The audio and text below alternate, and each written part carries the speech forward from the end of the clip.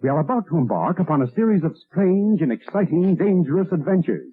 Adventures that will lead us to all parts of the world. Hello and welcome to another Bad Comic Review. This time we're looking at Batman 129. This is from the Rebirth line, and it's also part 5 of Failsafe, written by Chip Zdarsky, art by Jorge Jimenez. Tomeu Morey did the colors, Clayton Cowles letters, Dave Walgo's associate editor, Ben Abernathy editor. Covered by Jorge Jimenez. Cover's really cool, actually. That probably would have got me to buy the book, because I'd have wondered what that was all about. But this is part 5. So Batman is down in Atlantis, watching as Failsafe basically just lets the city burn because its main function is to take down Batman in case he kills someone. Now, apparently Alfred had been in charge of resetting the activation in case of false alarms. When the news came out that Batman allegedly killed Penguin, nobody reset the alarm because nobody else knew about it. Aquaman sends his friends to try and stop Failsafe because other leaguers haven't been able to, but Failsafe seriously injures Arthur and drags him down to find Batman, but Batman's already gone. He's at the watchtower, and he manages to slow down Failsafe there, but even that's not gonna stop Failsafe, and Batman has a cunning plan, but it might be at the cost of himself, too. So we're left with a cliffhanger ending that leads into next issue. Now, there is a backup story, I Am a Gun Part 2, by Chip Zdarsky, art by Leonardo Romero, Jordie Bellaire on colors, Clayton Cowles letters, Dave Walgo's editor. This one is a part 2 of the origin of Batman of Zen and R.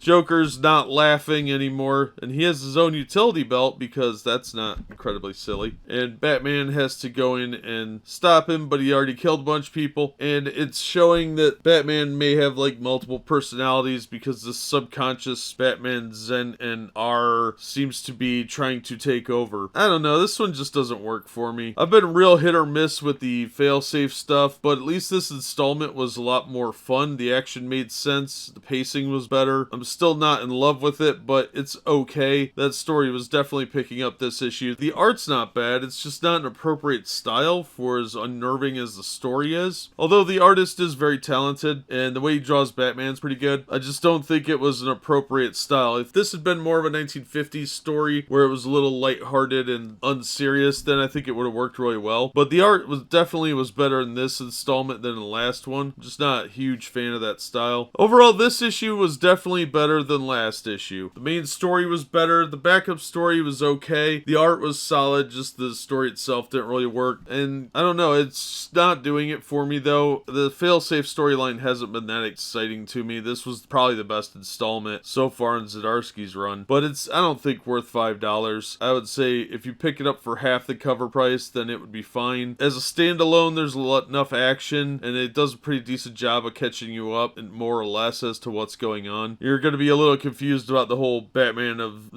Zurindarar, whatever, I don't care, it's stupid. It's really stupid, but the action scenes were cool this time. So I would say if you find it for half cover price, then check it out. Beyond that, it's really not worth the money. And if you're not going to read the whole storyline, which I'm not really recommending at this point, I would say it's not a great standalone. Not a very high praise on this one, just if you find it for a couple bucks, maybe you'll like it. I wouldn't seek it out. That's going to do it for this one. Thank you so much for listening and supporting the channel. If you enjoyed the video, please hit the like button and don't forget to subscribe so you don't miss future reviews. If you'd like to help the channel out in other ways, links are in the description to various support methods. And as always, we hope to see you on the next one.